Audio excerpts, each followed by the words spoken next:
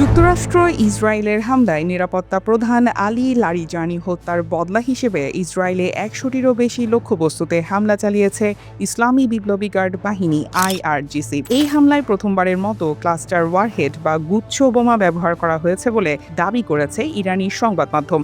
ভয়াবহ এই হামলায় ইসরায়েলে হতাহত এবং অবকাঠামোগত মারাত্মক ক্ষয়ক্ষতির কথা জানাচ্ছে সংবাদ মাধ্যমগুলো। ইরানের রাষ্ট্রীয় সম্প্রচার মাধ্যম প্রেস টিভির খবরে বলা হয়েছে, ১৮ মার্চ এক বিবৃতিতে আইআরজিসি জানায়, চলমান প্রতিশোধমূলক অভিযান অপারেশন টু প্রমিস 4 এর ৬১তম ধাপে এসব লক্ষ্যবস্তুতে আঘাত হানা হয়। বিবৃতিতে বলা হয়, একাধিক ওয়ারহেডযুক্ত খোররাম শাহর 4 ও কদর ক্ষেপণাস্ত্রের পাশাপাশি এমাদ ও খেইবার শেকান প্রজেক্টাইল ব্যবহার করে এসব লক্ষ্যবস্তু ধ্বংস করা হয়েছে। খোররাম শাহর 4 এবং কদর মডেলের ক্ষেপণাস্ত্রে একাধিক সাবমিউনিশন বা ছোট বোমা সংযুক্ত ছিল। মাঝ আকাশে ছড়িয়ে পড়ার সক্ষমতার কারণে এই ধরনের ক্লাস্টার বোমা প্রতিরোধ করা আকাশ প্রতিরক্ষা ব্যবস্থার জন্য অত্যন্ত দুরূহ। সামরিক বিশেষজ্ঞদের মতে, একটি ক্লাস্টার মিসাইলে প্রায় ২০টি আলাদা ছোট বোমা থাকে, যার প্রতিটির ওজন প্রায় ২.৫ কেজি। ফলে একটি মিসাইল আঘাত হানার পর বিশাল এলাকা জুড়ে ধ্বংসযজ্ঞ চালাতে সক্ষম হয়। আইআরজিসি জানিয়েছে, প্রতিশোধমূলক এই হামলায় সফলতার কারণ ছিল জায়নিস্ট শাসনের বহুস্তরীয় ও অত্যাধুনিক আকাশ প্রতিরক্ষা ব্যবস্থা ভেঙে পড়া।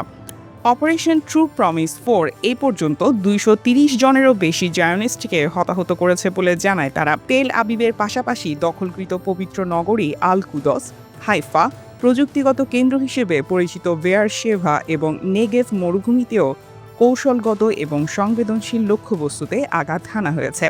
এছাড়া কাতার, বাহরাইন, সংযুক্ত আরব আমিরাত, কুয়েত ও সৌদি আরব সহ এই অঞ্চলে থাকা মার্কিন ঘাঁটিগুলো তীব্র প্রতিশোধমূলক হামলার মুখে পড়েছে বলে জানায় আইআরজিসি।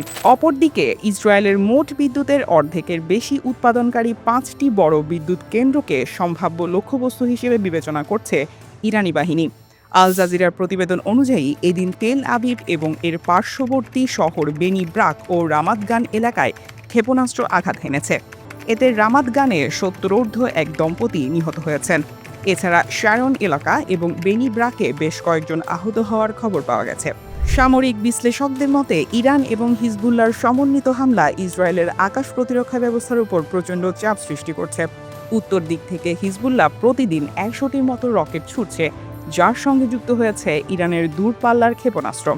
অধিকাংশ প্রজেক্টাইল আকাশে ধ্বংস করা সম্ভব হলেও কিছু লক্ষ্যবস্তুতে আঘাত হানছে। উদ্বেগজনক তথ্য হলো, কিছু ক্ষেত্রে আকাশ প্রতিরক্ষা ব্যবস্থার ইন্টারসেপ্টর বা প্রতিরোধক ক্ষেপণাস্ত্রগুলোই মাটিতে পড়ে ক্ষয়ক্ষতির কারণ হয়ে দাঁড়াচ্ছে। অন্যদিকে ইরানের পররাষ্ট্রমন্ত্রী আব্বাস আরাগচি আল জাজিরাকে দেওয়া এক সাক্ষাৎকারে জানিয়েছেন, লারিজানি বা অন্য শীর্ষ কর্মকর্তাদের মৃত্যুতে ইরানের রাষ্ট্রীয় কাঠামো ভেঙে পড়বে না। তিনি জোর দিয়ে বলেন, ইসলামিক রিপাবলিক কোনো নির্দিষ্ট ব্যক্তির উপর নির্ভরশীল নয় এবং দ্রুত শূন্য পদগুলোতে নতুন নিয়োগ সম্পন্ন করা হয়েছে।